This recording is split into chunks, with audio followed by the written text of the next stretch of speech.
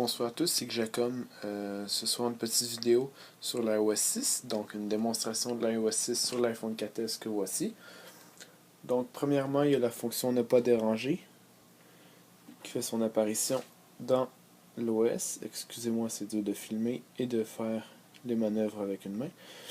Donc, ne pas déranger ici, c'est une fonction en fait qui permet de cacher les notifications quand l'option est activée. Par exemple, pour la nuit, lorsque, admettons, vous recevez un message ou une notification Facebook ou peu importe, un tweet, votre écran ne s'allumera pas et votre iPhone ne vibrera pas ou ne fera pas de son. Donc, la notification va être reçue, elle va être sur votre lock screen et dans votre Notification Center, mais elle ne sera pas dérangeante pendant votre sommeil ou si vous avez une réunion d'affaires ou peu importe. Donc, deuxième fonction, c'est l'application musique qui a été refaite de fond en comble, comme voici.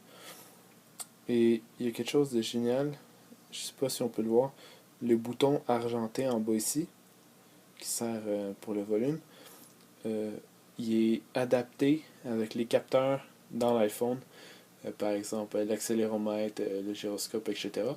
Donc, si vous regardez bien ici, quand je bouge l'iPhone, le bouton change d'apparence. Oups, on ne voulait pas aller là.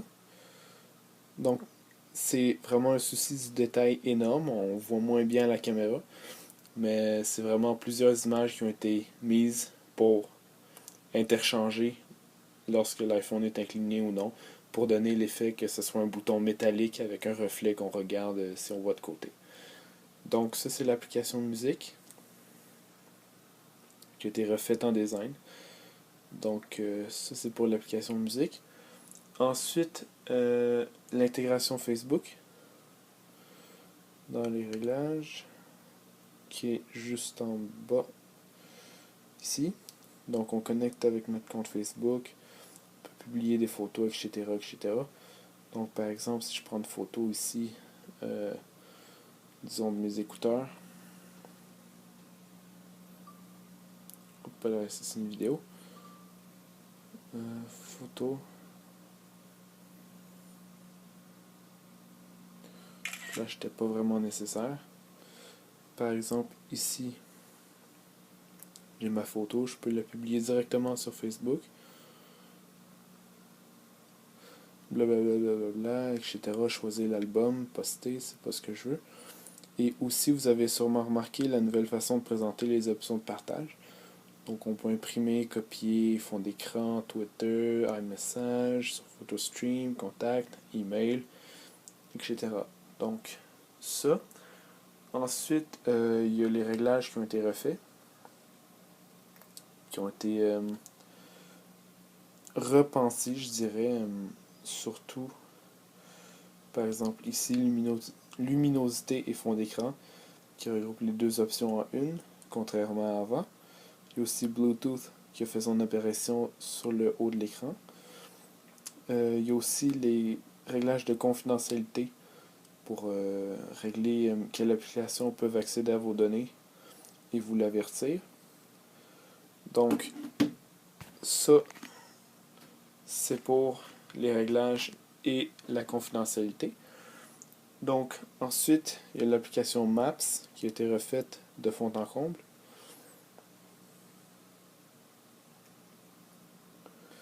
Donc, par exemple, ça c'est Montréal. Il y a plusieurs options qu'on peut faire avec la nouvelle application Maps.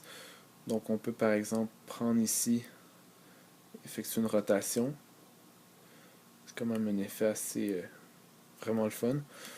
Il y a aussi, par exemple, si je zoome un petit peu,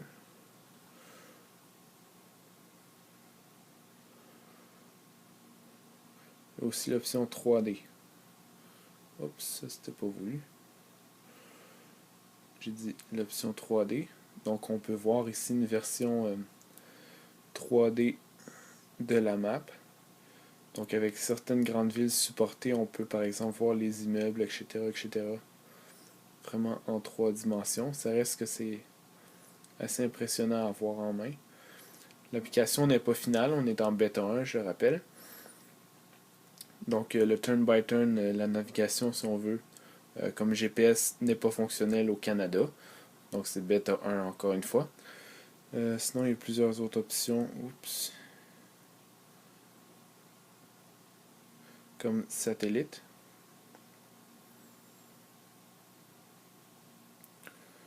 Qui permet vraiment de bien voir les choses d'une vue plus réaliste.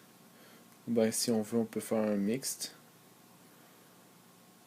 À avoir les routes, etc., les noms des rues. Et aussi les données satellites.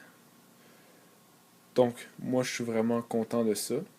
Reste à voir ce que ça va donner avec le futur, mais pour l'instant, pour une bêta 1, c'est assez très bien réussi, je dirais.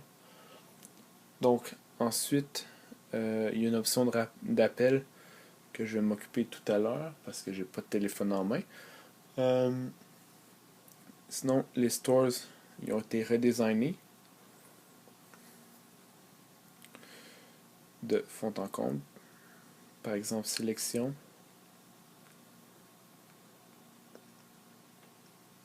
Maintenant, c'est un menu un peu qui roule. Donc ici, on peut voir installer des applications qu'on a déjà achetées. Moi, je vais vous montrer quelque chose, par exemple dans Palmarès, qui a été refait aussi.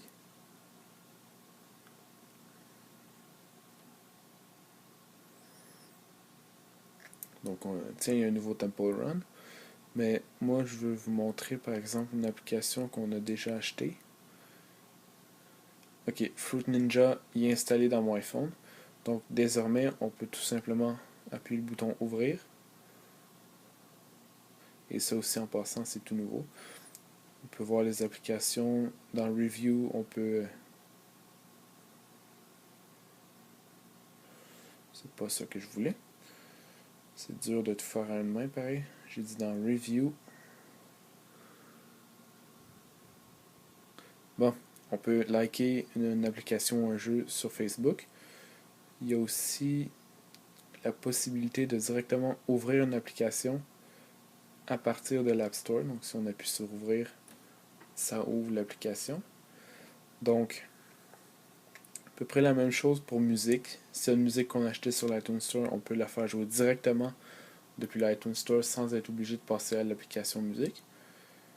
Donc, ça c'est pour les stores. Ensuite, il y a l'application photo qui a désormais un onglet Photo Stream et un onglet pour les autres albums. Il n'y a plus d'album Photo Stream, c'est directement en pellicule, bibliothèque, tout le reste des photos. Ensuite, il y a Passbook qui n'est pas encore opérationnel pour l'instant. Il faut que les développeurs mettent à jour leurs applications pour supporter Passbook. En fait, ça pourra avoir vos billets d'avion, des billets de cinéma, de sortie, des cartes pas de crédit, mais des cartes rabais, comme des coupons rabais pour une boutique ou des cartes prépayées, par exemple Starbucks, où vous pourrez tout simplement prendre votre iPhone avec un code barre et le faire scanner dans un endroit supportant, en fait, n'importe quel endroit qui a un lecteur à code barre. Votre iPhone sera comme votre billet d'embarquement pour votre avion ou peu importe la chose que vous voulez faire avec Passbook. Et ensuite, il y a les améliorations dans Siri. Donc Siri supporte enfin le français canadien. Et on peut faire plusieurs choses avec Siri. Comme par exemple, maintenant on peut ouvrir une application. Comme par exemple, je veux dire, ouvre musique.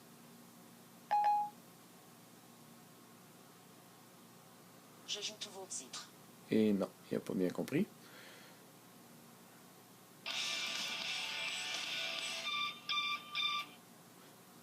On va recommencer, donner une chance, c'est toujours du bêta. Ouvre l'application musique. Peut-être que si je précise, va mieux. Bon, il a compris. Donc, par exemple, on va essayer calendrier. Ouvre l'application calendrier. Bon, là, ça fonctionne.